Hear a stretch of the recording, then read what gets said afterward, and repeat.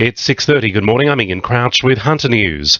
Fire crews have been called to Marmong Point Marina, where a 40-foot cruiser has gone up in flames. Firefighters were called just after 4:15 to find the aluminium cruiser berthed at the marina well alight. A 50-year-old man who was asleep on the boat is being treated for smoke inhalation. The cruiser, with 1,000 litres of diesel on board, has now been towed to First Street, Bullaroo, where the fire will be extinguished. Police have caught a man allegedly vandalising Hamilton Railway Station. It's alleged the 18-year-old was spotted spray painting a wall just after midnight on Saturday. Sergeant Dave Rose says the man is due to face court next month. Officers from the Police Transport Command attended and spoke to a man before locating 2 spray paint cans in his pants. The 18-year-old was arrested and taken to Newcastle Police Station, and there he was charged with intentionally marked premises without consent. He was granted bail to appear at Newcastle Local Court on Thursday, the 1st of October. An elderly woman is nursing a black eye and a bruised knee after confronting an intruder in her Mayfield West home. The 81-year-old was awoken by a noise in her Gordon Street home at about 4 a.m. on Sunday. When she went to investigate, she was pushed to the ground by a man who'd been rummaging through drawers and cupboards for valuables. He then fled empty-handed. Police believe he removed a toilet window to gain access to the house. Fennell Bay will see a new community program centre open this morning to meet the needs of people with disabilities. The centre will provide specialist services, including post-school programs and a supported employment initiative to relieve the growing demand in Lake Macquarie. Endeavour Group CEO Don McCaskill says the centre will strive to address the needs of clients. The demand also brings it with the challenges for services to innovate to meet that demand. We're very focused on our clients and making sure we provide activities that align with clients and their goals.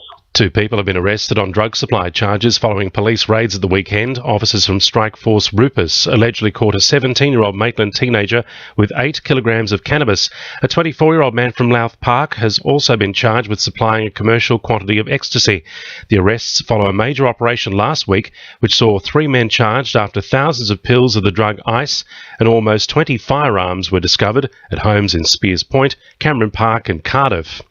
Struggling pet owners in Lake Macquarie are now able to register with Council for subsidised desexing and free microchipping. Funding comes after Council was awarded a $10,000 grant from the state government in an effort to promote responsible pet ownership. Parliamentary Secretary for the Hunter, Scott MacDonald, says the grant will greatly benefit the community. Pets running around not microchipped really adds to the problems, whether they be safety problems or responsible pet ownership generally. So people who are sort of struggling to pay for some of those services can apply to Lake Macquarie Council. Briefly, Lake Macquarie ratepayers won't be getting a refund on carbon tax they paid through waste levies under a plan to go before Council tonight. And the Geographical Names Board is calling for public comment on a proposal to name an area north of Raymond Terrace as Kings Hill.